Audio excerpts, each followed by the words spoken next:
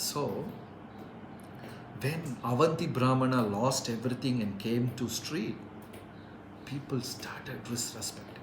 And Bhagavatam very clearly says in Kali Yuga, money will become the scale for everything. Your status, you may be, that person may be a drunkard, a womanizer, whatever it is. If he has money, he is respected as a great personality.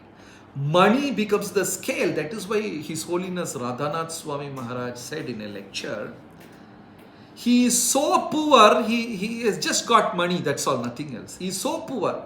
So what makes a man rich is his character. Character is the real wealth. Self-control, mastering the senses, mind control, controlling the urge to speak, controlling the urge of belly. These are the real wealth of a man. Character is the real wealth of a man. That's why Maharaj said, he is so poor, just he has got money, that's all, nothing else. Character. The moment Avanti Brahmana lost money, people were insulting him, disrespecting him. His own family members were, cursing him. They just want him to disappear. That's all. They don't want to see him. And all these things happened. Then he tried to make again money. He wanted to regain his lost respect. He wanted to regain it. So he was trying again and again and again. Somehow he wanted to gain the respect. So he tried newer and newer ventures, one after another. This is very important. Sometimes certain things are not in our karma. And you try it once or twice and things, if it's not happening, then let us look into something else. So he was trying and every time he tries, the losses are even bigger and bigger. Finally, he became a rejected, completely disappointed, shattered, helpless, hopeless person hanging on the street. And slowly, Avanti Brahmana got a very big realization. Like we discussed about Pingala on the second day. How Pingala got realization. Pingala was a prostitute. When there is a severe disappointment and pain in our life, that means nature is trying to give us some message. We should try to look for that message, what it is. Because every pain has got a beautiful hidden gem behind, a lesson for us. And Pingala understood that lesson. So here, Avanti Brahmana also understood. This is not for me. Human body is simply for realizing God. In the first canto of Bhagavatam, Prabhupada writes in the Parpata, this human body is meant for realizing God and not for any other purposes. So Avanti Brahmana realized that this human body is meant for realizing God. I should use my time, energy, whatever is left over, because by the time Avanti Brahmana realized, he became very old. So when we cross the age of 50, I know in Mathura Desh, nobody has crossed 50. Everybody is less than 50. So this message may not be applicable to you. But if we are crossing 50, then our focus and aim should be going back to Krishna. Generally, when we ask this question, how many of you want to go back to Krishna? Everybody raises hand, I want to go, I want to go. But are we really doing something for that? So when we cross 50, we have to be the bhakti should be intense, very deep, spending our time and energy and focus, everything in Krishna consciousness. So Avanti Brahmana slowly became old. Naturally, he lost the taste for food. His body started ailing, not cooperating with him. And his body is giving different kinds of pain. He lost the taste for food. He lost the taste for comfort. Because I have heard once from one Maharaj who was very elderly. He said, actually, you people don't know what is old age. That Maharaj told me once, you don't know old age. Because once you become old, however the mat be, it's a soft cushion bed, very comfortable cushion, sofa, chair, bed, whatever, you lie on it, still your body will be aching. Nothing is comfortable at the old age. You bring the world's best bed and make them lie, still it will hurt them. That is old age. It's a curse actually, old age. So Avanti Brahmana, he lost the taste for food. He lost the taste for comfort. He lost the taste for, everything in this life. He lost the taste for sex. He lost everything. Then a great realization happened. Like Pingala, what am I doing? I have very less moment baki in my life.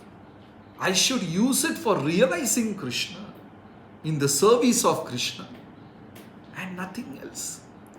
So he really started, spending all the time chanting Krishna. I forgot to mention, he took sannyas at that time. He took sannyas. And Krishna explains, Bhagavatam explains, he took Vaishnava sannyasa. So there are different kinds of sannyasa. Generally the sanya, when somebody takes, even though these topics are not applicable for you, just for the information, when somebody takes sannyasa, they get a name: Bharati, Saraswati, Puri. These are the names you must have heard: Ramachandra Puri, Ishwara Puri, Madhavendra Puri. Puri is a school of sannyasa.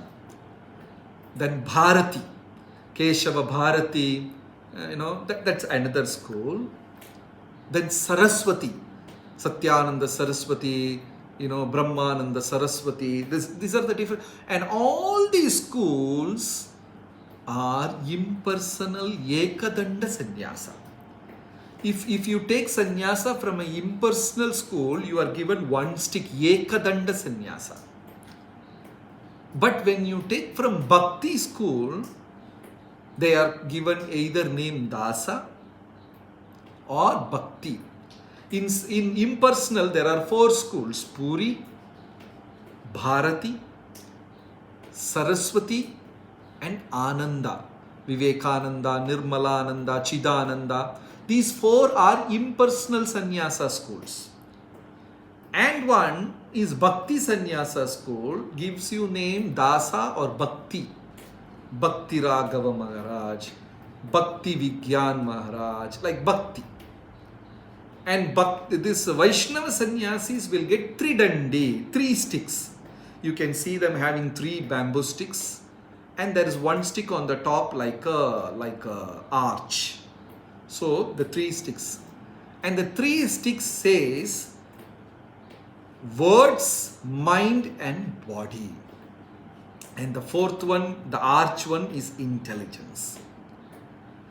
Body, my words and my mind should be completely dedicated in the service of Krishna. That's sannyasa.